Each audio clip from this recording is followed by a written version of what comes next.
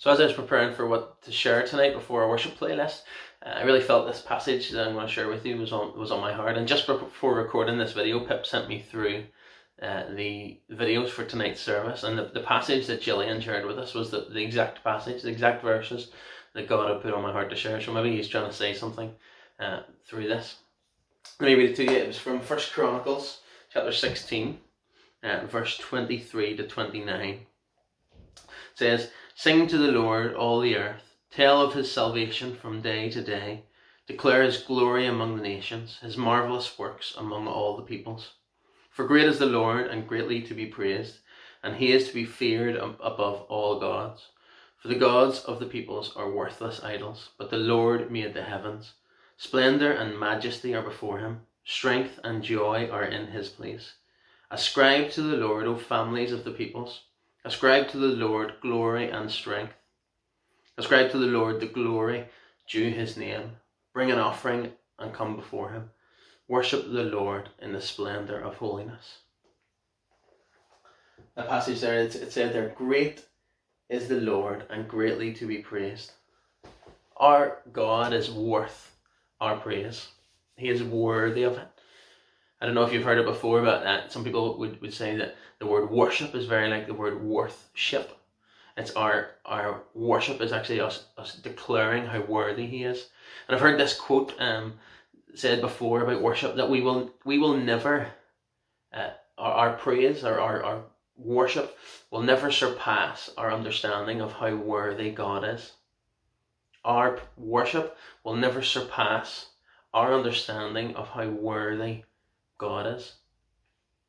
This means that for us, as we lift up our praise to God, our worship, what we give to him, will never go above how much we understand he is worthy of it. So I pray that as you spend more time, even in this period where you're maybe self-isolating at home, or we're on lockdown and you're not seeing many friends or family, that in this time you will get a new understanding of God's worth. You'll get a new understanding of how good he is, of how awesome he is, of how great he is. You'll have a new revelation of his love. Because then we are able to ascribe, as this passage says, ascribe him more glory, because we understand how much more worthy he is. Now, what does this look like? I don't know. Maybe that it looks in your house. It looks like you worshiping as a family. Maybe it looks like you going to a deeper level in worship. The Bible tells us throughout the Psalms different ways that we can worship him. In Psalm 96, it tells us that we can sing to him. In Psalm 150, it asks us to play instruments. Maybe you can do that as we worship together later on through some of these songs. It also tells us in Psalm 63 about lifting up our hands. Or in Psalm 47, it tells us to clap and to shout. Psalm 149 tells us to dance before the Lord. And Psalm 95 tells us to bow down before him. Maybe you're comfortable with doing some of those things, maybe you're not just yet. But God's glory and his worth demands a response from us. And these are some of the responses that the Bible tells us to do. It tells us to bow, to dance, to shout, to clap, to sing, to lift up our hands, to play instruments. Maybe you're normally quite afraid of what other people think when you lift your hands in church, or when you dance maybe in church.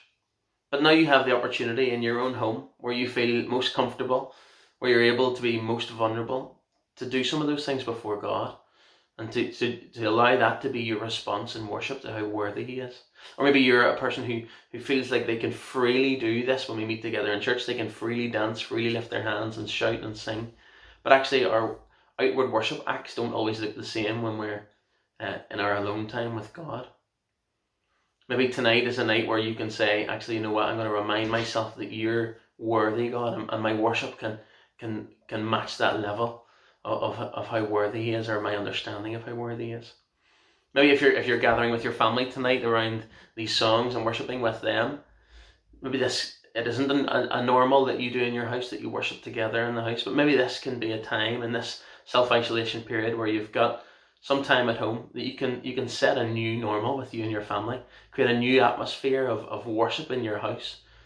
We're going to sing some songs here that demand a response from us. Some of these responses that are above are in the songs about dancing and singing and shouting and clapping. Other ones about bowing down and surrender. Maybe you can make a new normal in your alone time with God, or with your family. You can get the children, if you have children, up in the middle of the living room to dance before God and dance as we sing these songs of joy. Or maybe it's an opportunity for you to kneel down before Him and say, you know what, God, I am giving you all of my worship. I'm giving you more of myself. I'm surrendering more to you because you're worthy of it.